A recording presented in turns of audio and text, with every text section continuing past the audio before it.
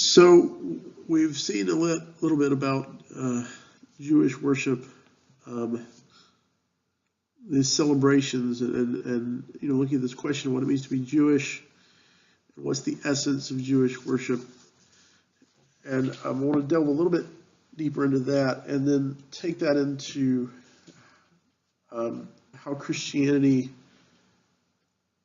moves in a slightly different direction, maintaining its roots in its Jewish ancestry, but moves in a different direction. And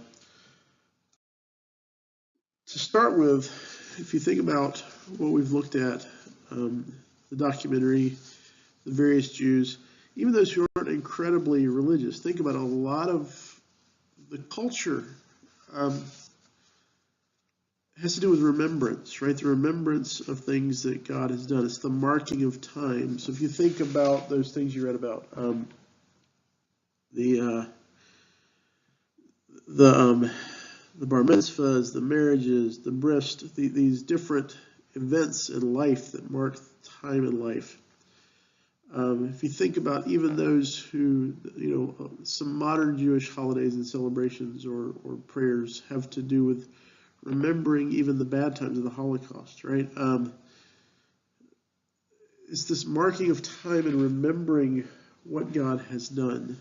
And so from the most basic level of worship, right, the Sabbath, we saw the Shabbat video. The Shabbat video talking about celebrating the blessings of God, and it's connected to creation. It's connected to this first event. God created, and on the seventh day he rested, and that brings peace. And that's what the Sabbath is about. So that even is marking time. It's seeing things as a resting and establishing of peace, and in some sense a new beginning. Another major holidays is the Passover, right? We read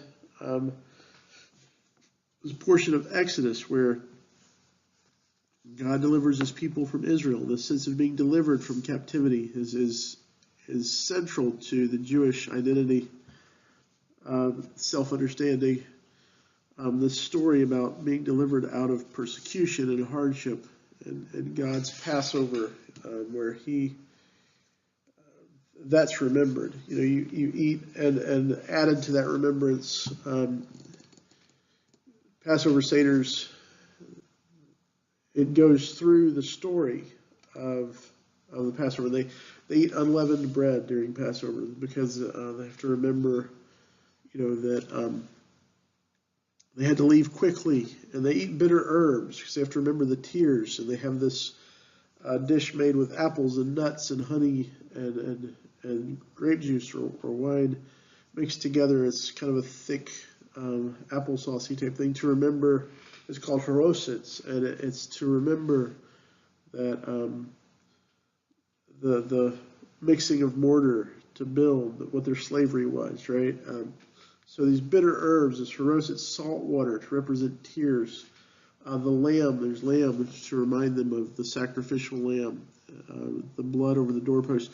So this meal marks what happened. It's a remembrance of this event yearly, where the whole family comes together, and in some sense it becomes a marking of time in itself. And the one that you saw, part of the celebration for in the documentary, is not as major of a holiday in the sense of Passover, but it is a kind of big deal. Is Purim, and this has to do with a story you may or may not have heard, the story of Esther. Esther is this Jewish young lady. The king, they're under captivity in Persia. The king's looking for a new wife. Esther gets chosen from among these young ladies. She becomes the new queen.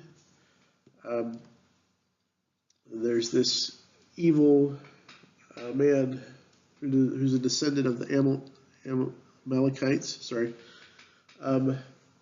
who hates the Jews, hates Esther's uncle, Mordecai.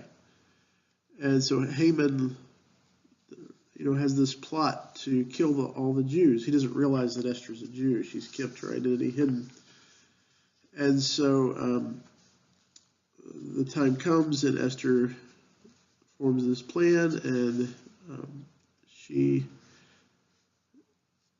kind of pleases the king with this big feast, has Haman with them, this big feast, invites them to another feast. The king is especially happy, and he's like, what would you like from me? He's very happy. He offers her anything. And she says, all I want is for you to save my life and my people's life. And he's like, what, you're my queen, who's threatening your life.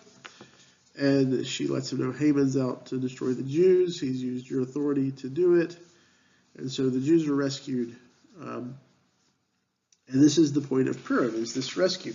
The interesting thing about the book of Esther is the name of God, the word God, is not mentioned anywhere in the book.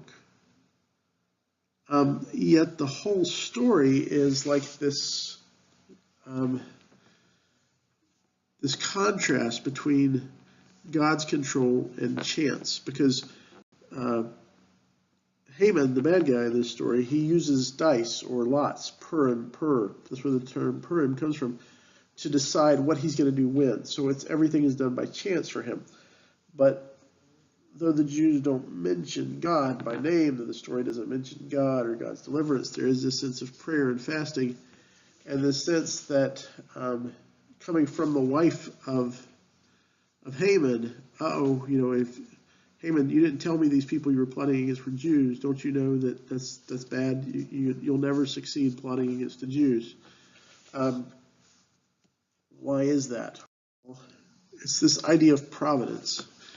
Providence is essential to understanding Judaism, and it plays a very important role in Christianity. Well, providence is this idea that God is in control of absolutely everything, even when it doesn't seem like it, even when you don't understand it. Nonetheless, God is in control. And this idea within Judaism is very important. So that comes through even in this book Esther, that doesn't mention God, because it shows God's control. We see this in the prophets. Israel, you're being punished, you're being taken into captivity, not because these foreign gods are stronger than our God, but because our God has given these kings the right to do this. There's a book of Daniel. Daniel's a prophet. You may have heard of Daniel in the lion's den, or the three Hebrew children in the fiery furnace. Those stories come from the book of Daniel. But Daniel is all about a faithful Jew who loves God and prays to God, who's a righteous man, who gives prophecies to Babylonian and Persian kings. And it's this idea that, Nebuchadnezzar of Babylon, you think you're in control of the world, but God is over you. The Jewish God, the one God, right? Darius, king of Persia, these people are plotting against me, Daniel, and they trick you into doing something that puts me in danger. I'm thrown to the lions, but God is more powerful than that. He's more powerful than their plots. He's more powerful than your lions. Nothing happens without his oversight. God's control in the world is the essence of Christianity. If you remember that documentary, The Older Man Who Was a Holocaust Survivor, right? He said, I don't ask why. Which that's not totally Jewish in and of itself. There are lots of things within Jewish scripture that give place to asking why, yet even in the asking of why, there's this sense of, nonetheless, God is in control. God is the ruler. God is in control of everything. So you get that sense in their holidays and in their celebrations. This marking of time, this remembering of God's acts of deliverance, these acts of preparation, the celebration of that. So all of these acts of worship, all of these acts of celebration are remembrance and marking of God's doings in the world, God's doings in your individual life. He's the one who gives life. He's the one who sets these stages of life. And so we recognize that. It's a connection to God. It's a connection to being the people of God. It's a connection to being part of the actions and the plans of God in his providence. And it's the understanding that God is the God of the whole world, from the greatest events in history to the smallest events in my own life, right? From a birth, a marriage, turning 12, turning 13. These things are all marked. They're all seen by God. They're all marked by God. They're all remembered in worship of God. They're all tied to being a part of what it means to be God's people.